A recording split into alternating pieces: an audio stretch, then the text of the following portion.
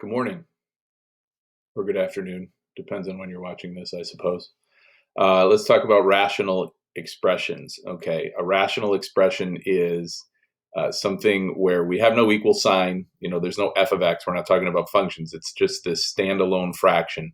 And what makes this a rational expression? Rational is kind of a fancy word for fraction. Like a rational number is a number that can be expressed as a fraction. Like 9 is technically a rational number because it can be written as 9/1.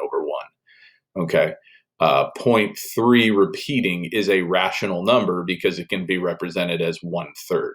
So the term rational is just a fancy word for fraction. A rational expression typically has a variable in the denominator, and it can be any otherwhere else as well, but we see them in the denominators like this.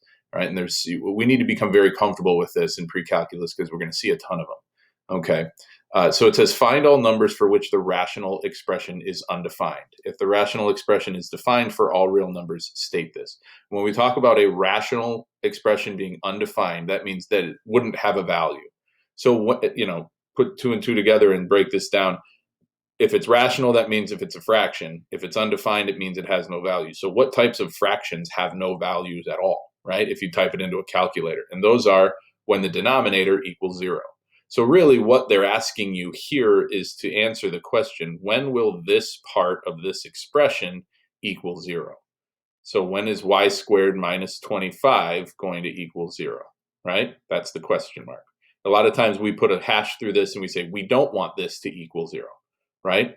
Okay, so we solve this, we can do that. We solve this, this is an inequality. We solve it just like we solve an equation. Okay, isolate the exponential term here, or isolate the variable. We're going to add 25 to both sides, right? And then we have y squared equals 25, and we take the square root because that's the inverse operation of squaring, and we get y equals the square root of 25. When you do the square root, when you have to operate the square root on both sides of an equation, you are supposed to include both the positive and negative outputs. So we're saying the square root of y shouldn't equal the square root of 20, or the square root of y squared shouldn't equal the square root of 25. Therefore, y should not equal positive or negative 5.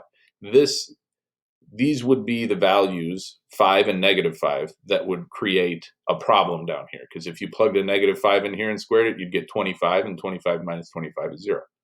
Okay. So anytime you're dealing with a rational expression, and we're going to look at rational functions later on, we're going to put a f of y in this case in front of it. Okay, and we're going to talk about things like domain and thus, and you guys have heard those terms before. They're going to say what needs to be excluded from the domain. It's sneaky, and they don't always say this, but you got to be careful. We can't let this denominator equal 0. Okay.